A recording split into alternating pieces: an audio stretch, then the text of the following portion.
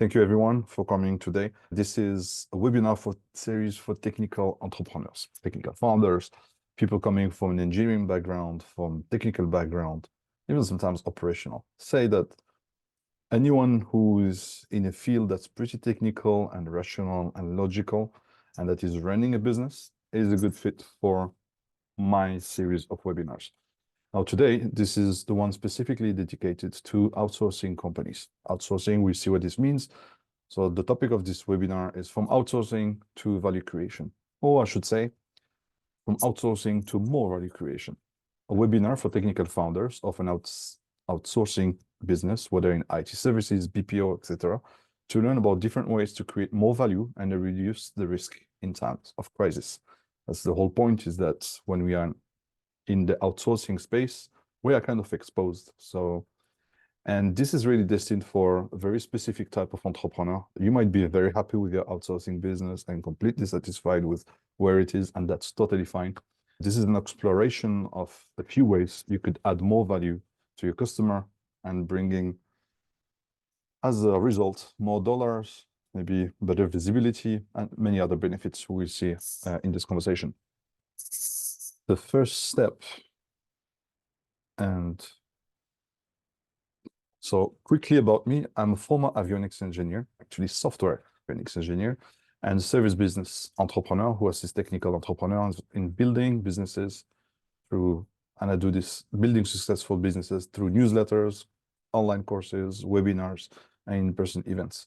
My positioning workshops, this is my main core service, is for businesses that are already reached the 1 billion milestone, and they're at significant junction in the business, and they want to go to the next step. Okay, so that's about me. Now, okay, so this is next. Good. So as a service business, this can sometimes feel very like swimming upstream, like in this image here. You know, clients negotiate rates down, constantly dealing with the bench. What do I do with my people that are no longer necessary for this? I know this is a part of the business model, but this is a critical point. You want to minimize the amount of bench, the amount of time and amount of people that are on the bench. You have to let some people go, but only to stay short at the moment if you sign another project, and this can become another problem, missed opportunities. You live in a cutthroat competition, forever type of pricing wars, staff turnover, etc., etc. So this is, for me, the image that this is how it feels to me of running a service business. In, let's say, outsourcing is one space in the service business, but this is how it felt to me running a service business. And I'm doing this conversation really to explore with you how we could deal with that. Now, what you learned today is how to escape the time and material hamster wheel, why differentiation is crucial for your business to grow, what differentiation implies, and why it is hard. It is a hard thing for technical minds to wrap their heads around, and how to explore more profitable revenue streams, how to empower your sales and marketing to hit their targets. We, as technical people, we hire those marketing and sales people, and we expect them to, to just make shit happen. And it's not as simple as that. There are a few things that as a founder, we need to figure out. We'll talk about that and you'll learn about it. The objective of today is offering technical business owners with a desire to leverage their intelligence and experience. This is for people that want to go one step further. How can I get to the next level? So this is, the objective here is to learn alternative approaches of adding value in your business, all while seeking some level of fulfillment into your entrepreneurial journey. The idea is that you're running a business and you want to enjoy running that business. A disclaimer here, just to clarify a few things. So this presentation is designed with some assumptions to be considered. So outsourcing is a form of value creation. So there is nothing wrong with that. We live in a global world, and this is something that get developed, actually created the world that we live in today thanks to outsourcing. So there is value into it, and everything I will say next doesn't mean the opposite. It's a point of view. This is not just for making money. You already probably do that. There is no place for zero risk in business, and running a business, value creation requires taking more risk. That's all. So whatever is the form of value creation you're going to do, it implies a level of risk. No risk, no reward.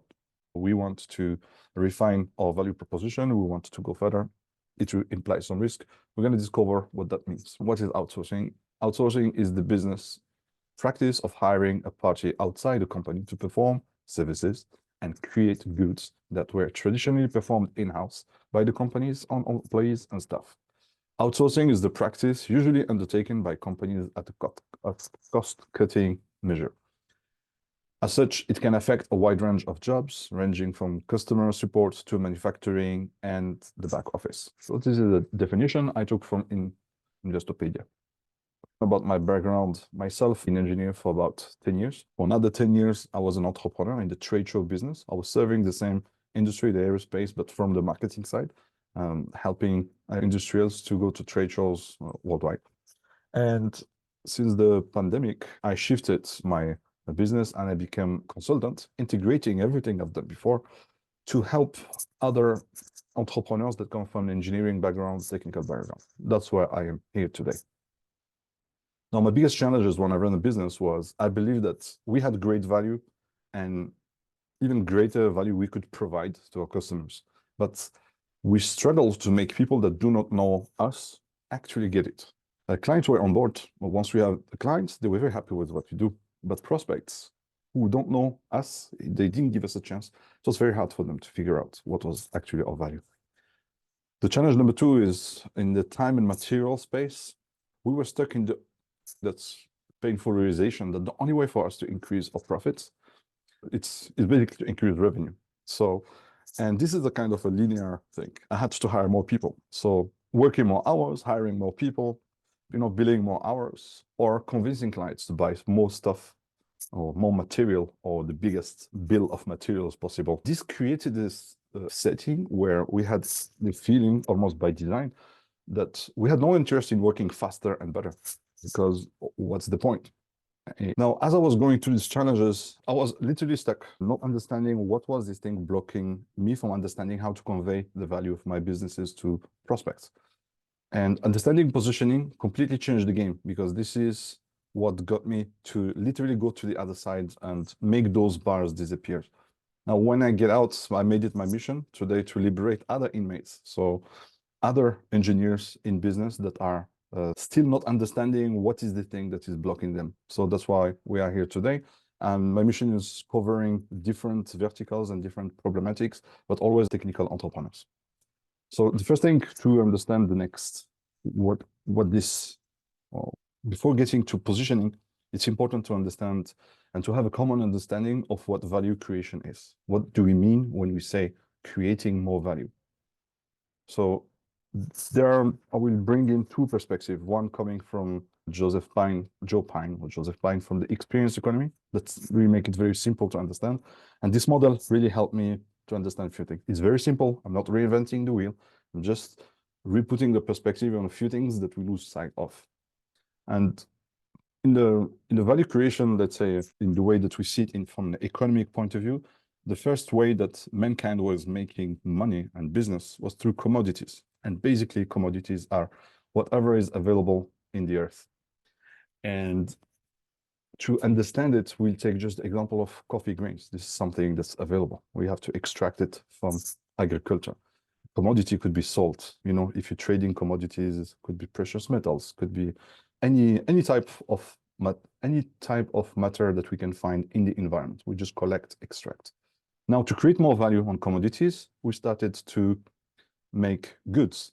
So the next level of creating more value was moving to production. And this was when we moved from the agricultural era to the industrial era. Now we start to do production. We create value by making product of these commodities. Typically for the coffee, this is what's going on.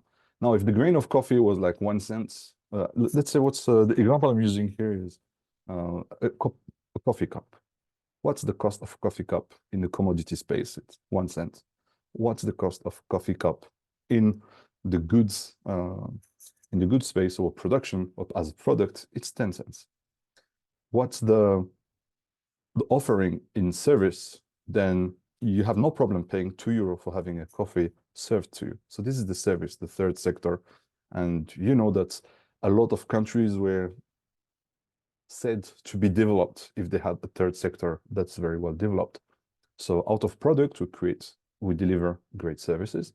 And out of services, we are also the next level of value creation, our experiences, and we stage great experiences. This is why you could drink a coffee at Starbucks for €4 and have no problem with it. They created some different level of value, and that created an increase in how much they could sell the same coffee cup.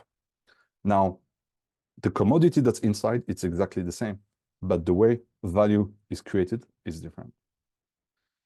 This is how pricing goes into this axis, but what we can look at is as we go up into this towards experience, we can charge premium prices. As we go down towards commodities, we are forced to be the market rates. At the bottom of it, the lower is the most undifferentiated. The higher we go, the more differentiated we are.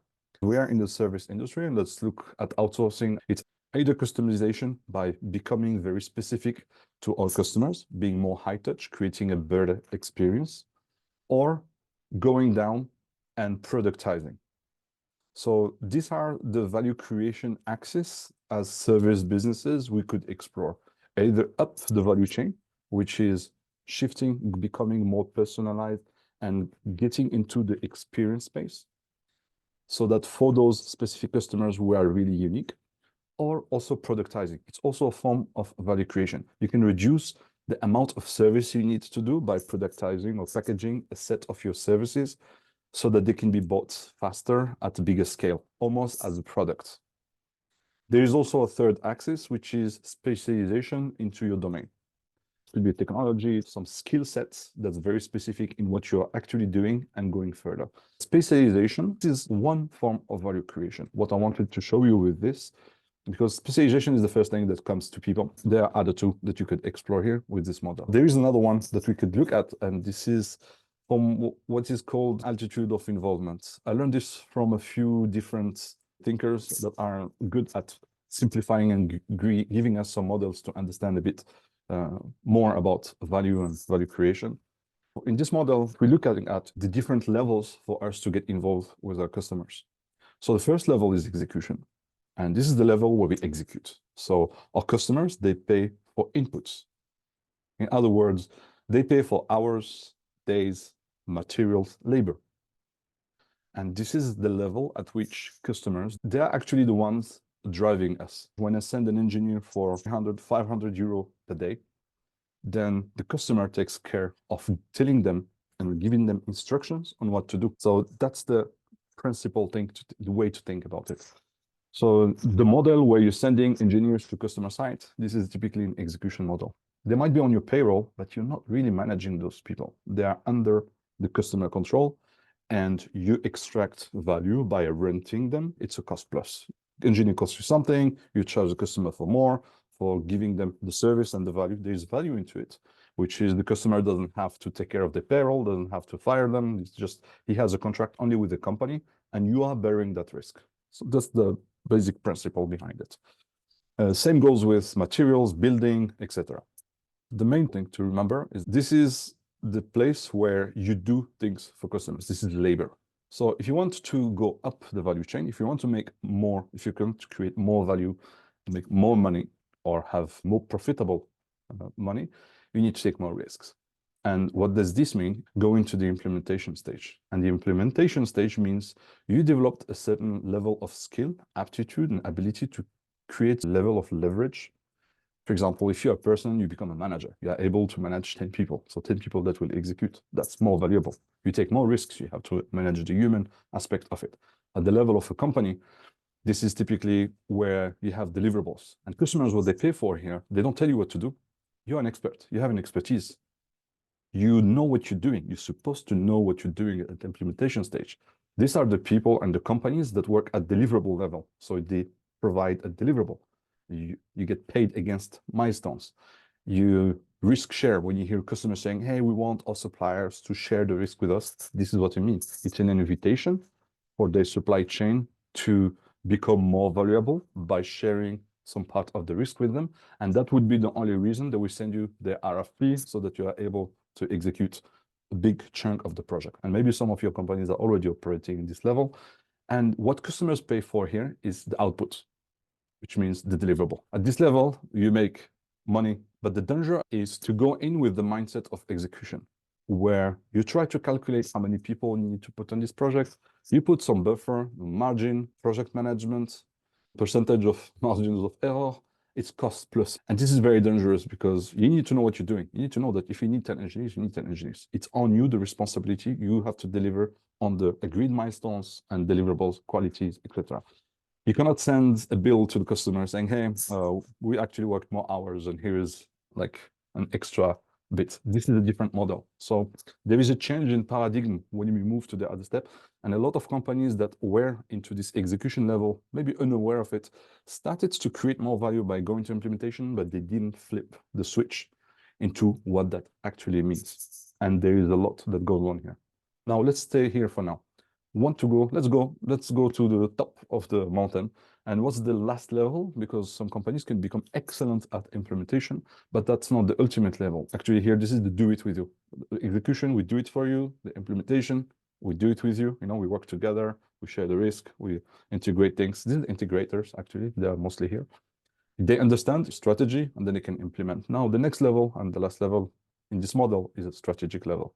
What customers pay for are outcomes. In other words, a result, transformation.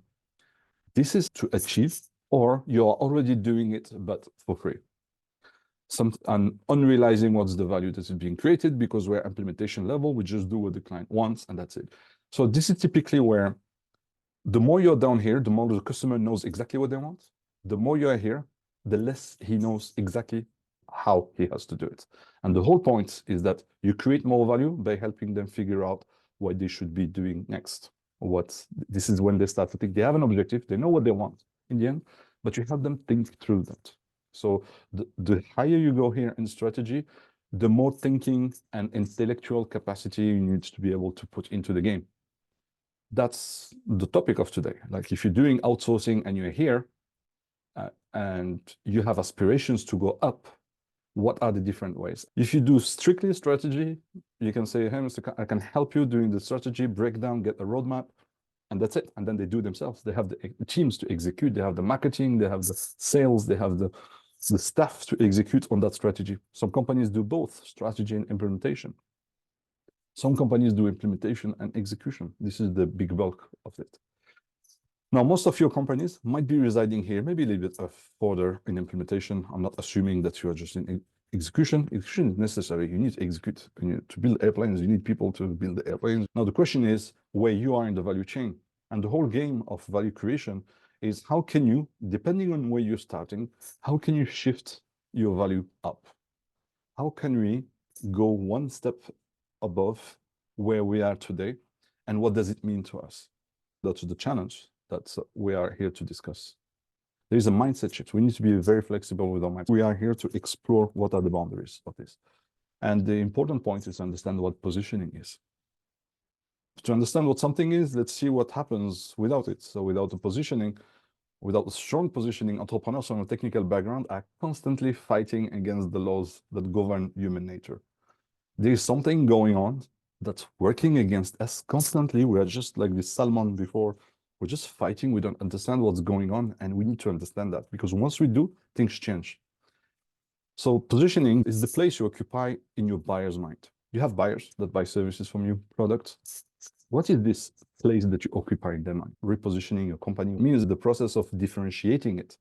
So differentiating a product, a service, or company in a customer's mind to obtain a strategic advantage. This is the first step that we use to build a brand or define a new category. To understand a bit how this works, because there's a lot of confusion about what's positioning, how it works, and why it is like this. Sometimes it requires thinking in a different space. The first time I ate passion fruit, the only thing I could think about, it was so new, so different, so stimulating in terms of taste, flavor, texture, everything. My brain went into a blue screen. And I didn't understand what that was. But the first image that came to my mind was yogurt.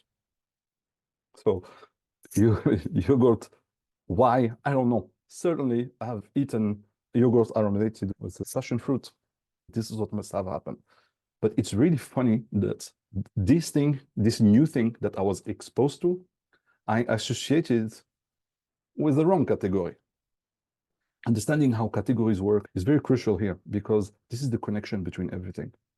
We don't realize, but sometimes when we communicate with our customers, we are new to them. We are something new. So the way that we communicate about what we do is forcing them to think about which category do you belong to? What is it that you're doing? Are you an outsourcing company or are you a service or an IT company? To which category should I put you in? This is how the brain works. To make sense of very complex information, we have to constantly be looking at how our brain works. And this is what we're going to explore now.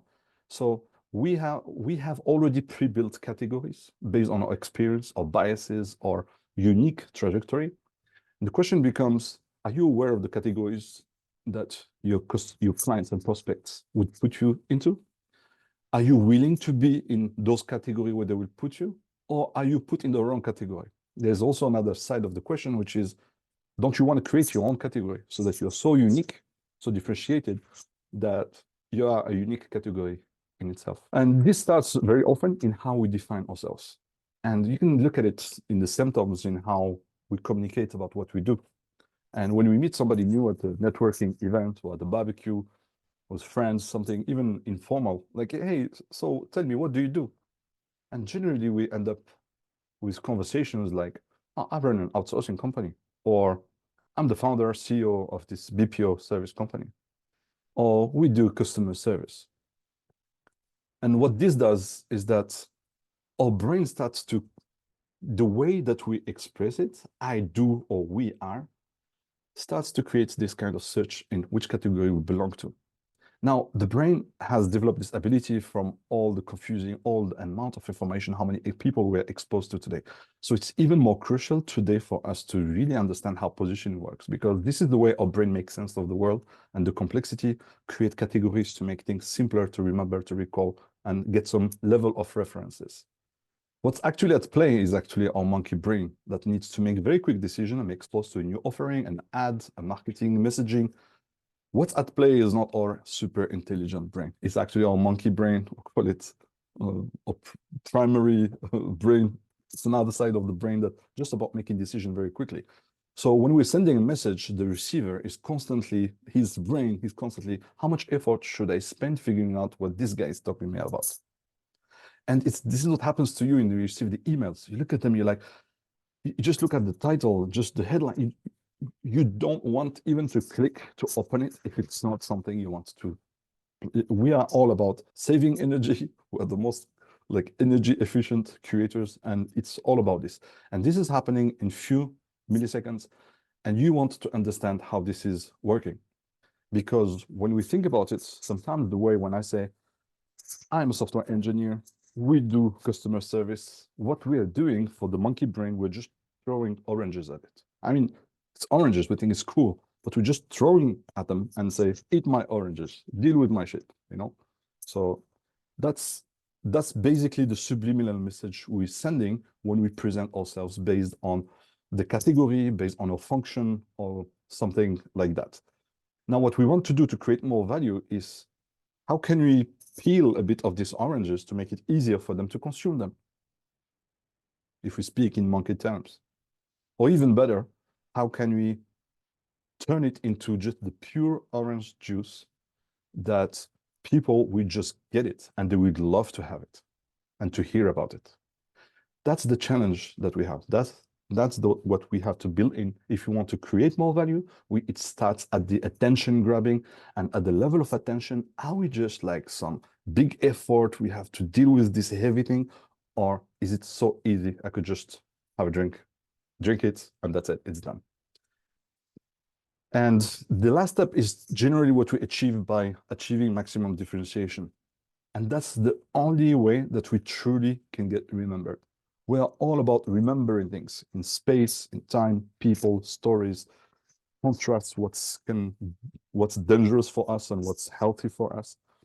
So why don't we take the responsibility as business owners to articulate what our business is in a way that feels like orange juice for the receiver? That's the For me, this is the critical point for us to be able to find next levels of value creations. And this could be completely different from one company to the other. We just saw two models, but there are many more. Now, what's happening when we don't differentiate? And what's happening, and this is the biggest effect we can actually calculate and we can see it, is when we are undifferentiated, we are on the front side, customer side, we are forcing prospects, clients to make a decision to work with us based on price. That's it. I'm not differentiated as a business. I'm just another software company. I'm another outsourcing company. I'm another customer service, customer support, customer success, whatever you want to call it. If it's undifferentiated, we are sending the signal. You can only make a decision to work with us based on. We don't give them any argument, anything why they should work with us. On the backside, similar thing, same different face of the same coin. You're forcing candidates, people to join you, the teams, the people to join you strictly for compensation. That's all. I don't say that this is, I don't say that this is valid all the time in every situation, but this is something pretty sound to consider, because this is the signal we're sending. When we don't make an effort to differentiate our business, what we end up is we complain. People just here for the money, why they don't believe in the project, but maybe we just suck at differentiating our business and making a strong argument about it. Now, how can we go about that? How can we do this? Because this is here, we are here about exploring some routes. And this is where we are. Like, it's all about positioning, but how do we start thinking about it? Positioning is a deep rabbit hole. It's simple, but simple is not easy. So it's different for every company. Every company needs to be assessed in a very specific, very detailed way. But this is about the principles and to understand how it works. It starts in the language, but we're going to see what are the building blocks we need to actually scaffold our way so we are well positioned. There are 5 stages. I'm not going to go through them, but just to give you a sense of it. It starts with an intention. This webinar is for people that have the intention to create more value. If you don't have the intention to create more value, this is not going to work for you. And then after this intention is done and we discuss and we have a conversation, you get exposed, you document yourself about it, you learn more about it, then you have to come to a point where you make a decision, because the positioning is a claim. You're going to plant the flag in the market saying, this is who we are. And it requires some courage. And by the moment you find a way to articulate it, you're going to come to that decision. Once the decision is made, it's going to be first level of expression is through language. Language is going to be the mean for you, the vector for you to communicate about this positioning. But that's not it. It has to show also in the behaviors. You cannot claim just one positioning in intention, having to say it everywhere, but not do it. Okay. So this webinar is for technical entrepreneur. That's my positioning. So the more, now I'm a little bit more broad, I'm finding the language, but as much as possible, I'm trying to reduce just by the language who is coming to this webinar. It's not for everybody. And then behaviors, and obviously when positioning works, it's going to show on the bank account. So this is the main way for you to be able to see it. It's going to happen. If your positioning is working, you will know it. And these are the 5 things to look at on the 5 stages for you to identify. Now, how does it work? Because it's not an easy thing it's not something you can pinpoint your finger on it and that's it. It's what I call triangulations. So when we have, the idea is this positioning thing is not something you can really pinpoint directly. You need to have some indirect means for you to be able to narrow the zone of search to find it. And if you use 2 antennas, you will have the surface. If you use 3, it's narrower. Then if it's more antennas you're going to use, like for mobile phone, for example, the more antennas you use, the better the resolution will be and the smaller the search zone will be for you to find what's the sweet spot positioning of your business. Before we move on to the pillars, to understand the first pillar, it's that value is subjective. It only exists in the mind of the buyer. You can't say, believe me. You can say, believe me, it's really worth it. You should really buy this thing. You should really buy my offer. You should really buy my product. It doesn't work. It's not up to you to decide what's the value for someone else. So if not this way, then if it's the other that defines the value, then what does it mean? If there is one single takeaway from this conversation, is that don't start with why. We're technical people, we will find the why. And this is something that's important for big corporations, big businesses, fine, to find new direction beyond money. That's great. We know how to do the what. We're technical people, we can figure this out, but we have to start with the who. And this is something that I'm advocating for, especially technical people. We do not consider this part. And this is for me the most crucial thing to refocus. So humans do not have empathy for abstract constructs like small, medium business, business to business, general public, NGO, scale up stuff. We don't understand. So when you talk to me about who you're helping and you tell me it's a abstract construct, just the monkey brain doesn't process it. You know, the monkey brain we saw before, it just doesn't work. So we have to deal with people. We are selling our services to people, even in business to business. It's a person that's making a decision. Who is your ideal profile? That's the first pillar. That's the first antenna. And you have to be very clear on that, because by trying to turn off no one, we turn on no one. If we don't decide for who we are, because we want to be for everybody, and we don't want to leave money on the table, we don't want to miss business, we actually start to dilute our message, and we no longer speak to the right people that we could serve at the premium. So we need to decide on this. This is the one element that we need to focus on, so that when those people get the message, they will know this is for them. Now, what are the building blocks? And there are 5 building blocks in general. Our context is important. Trend is optional, but I want us to focus on the target customer, the who. This is the source for what's the problem we're solving. We actually solve problems for people that are working in companies. And how can we be differentiated? Differentiated doesn't mean anything if it's not in the eye of the buyer. We have to be different for them, not how we think we are so unique and so cool. It's how are we unique for the other. And to figure out how we are unique for the other, we need to be relevant to the problem. To find a relevant problem, we need a person, target customer. Now, the 5 level of positioning, you can start at the language level. We discussed there are different levels, but we start at the language. And language is what we expressed before, is we very often define ourselves as a category or discipline. Hey, we're a customer service company, we're an outsourcing, we're a software engineering company. This is a discipline, even a category. What this does is that this is the first level of positioning. It's very hard to be differentiated because the brain of the receiver will compare us to everyone in this category.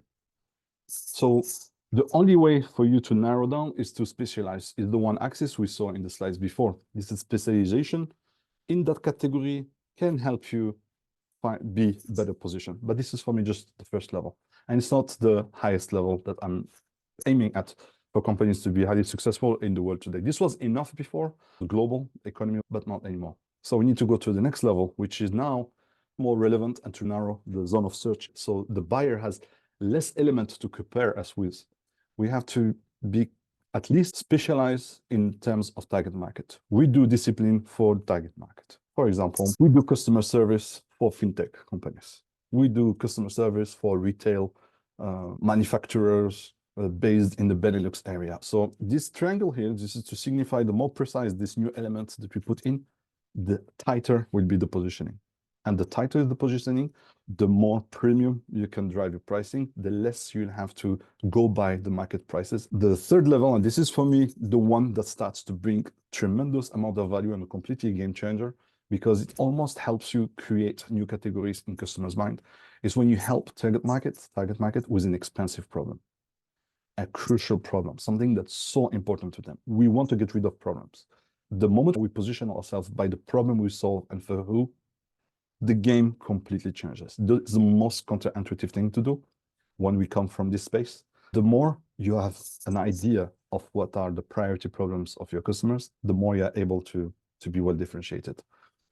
The ultimate level is when you can actually articulate what's your unique differentiator. This one is hard to find because you need a lot of digging. It's the hardest thing to find. But if you have already paying customers, if you have some historical, if you have a sales team, this is something we can really figure out. And this requires some deep diving, but we can find it. Now, this is the moment when you can actually claim, at least internally, unlike our competitors, we have a unique differentiator. We work 24. This unique differentiator has to be meaningful to them. If it doesn't make sense to them, it's not a differentiator. These are the 5 levels of positioning. Now you see 4 levels, you say, Otman, hey, where is the 5th level? Well, the 5th level is level 0. Unfortunately, there are many companies that we just do everything for everybody. And this is not a healthy level to be at. To me, this is extinction level, level 0. This is the commodity zone when we are identifying ourselves as a category. If we want to start to exist, we have at least to go to this level 2. And if you want to strive, we can go to the next levels, level 3 and 4. So what we learn from different points, who should bear the effort? This is about leadership. This is your business. You're the business owner. You're the entrepreneur. You have to take responsibility in articulating clearly what your business does. Not your marketing team, not your sales team. Just you, start with you. They will do a great job expanding, amplifying whatever you will have figured out in your positioning. But without that positioning, you can hardly keep them accountable to the targets. If they don't know who to hit, if they don't have a clear picture who to go after, how can they find where to find them? How can they choose the right channel to communicate with them? And many more. There are many implications into this. The passion fruit stories was to just explain to you how categories work in our brain. So this is about self-awareness. You need to understand how human condition, how humans work.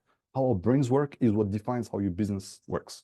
So let's not go further than this. We're dealing with humans, so you need to study how human brain work, at least understand the basic principles and embrace human nature rather than trying to reforce things on humans. We have to embrace how they are already wired. And value is only in the buyer's mind means that you need to enter into the head of your buyers so that you can see things from their perspective, and only then you are able to know what they value. This can come through conversations, asking questions, observation if it's a product, behaviors, truly listening to the deep motives. These are the 3 key points that you need to master so that you can actually be in a position to create more value. About a service, just to give you an example, surgeons should not operate on family member, therapists have their own therapist. High emotional stakes requires external perspective. You can't read the label from inside the jar. Positioning is about your identity, the identity of your business, and we are designed to protect it. It's very hard to work on it internally. And this is something that I think is fundamental to reach the highest level of positioning. Of course, you can try to do it on your own, but you will always have biases. If you do it with your team, it's great, but you might be the boss and they might not feel safe enough to let everything out. They have their own insights. Hiring someone from the outside, somebody that you know locally, close to your team, find a facilitator that can help you at least talk about these things together. We do this at Ingotify. We have a positioning workshop, which is life-changing in business. Every single company we've done it with, they have seen results. We do just the strategy. We don't implement the work. We work only with companies that have internal means to implement the strategies. We can help guide them later.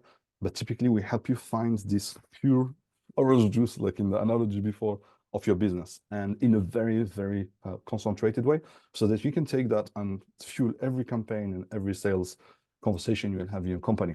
This is for business owners, entrepreneurs, CEOs. Of course, the workshops happen with the team and the leadership team and the people they consider adding value to the company. There's a 100% guarantee, which means that if after the workshop you think that this is not working for you, your money back in full, no questions asked. And before going further with this, it's important that we have a first conversation so that we see whether there is a fit. This might not be the right thing for your business. And we need just to make sure that this is clear before we move forward. This is the page about pricing. You can find us. This is about 10 working days. It's one really full working day that is required from you and your team. This is where you have instant clarity, some aha moments. We look at everything from your business model to the value proposition. We think about a roadmap for you, the messaging samples, and how you should come across. And we articulate this in some very simple pages guidance so that now you can go on and amplify this message that is going to completely transform your lead generation. The pricing is 5,500 euro. This is the fixed price for the positioning workshop and all the items that are displayed here. And you can see on the website, you can click right here and you'll get access to my calendar. You can book.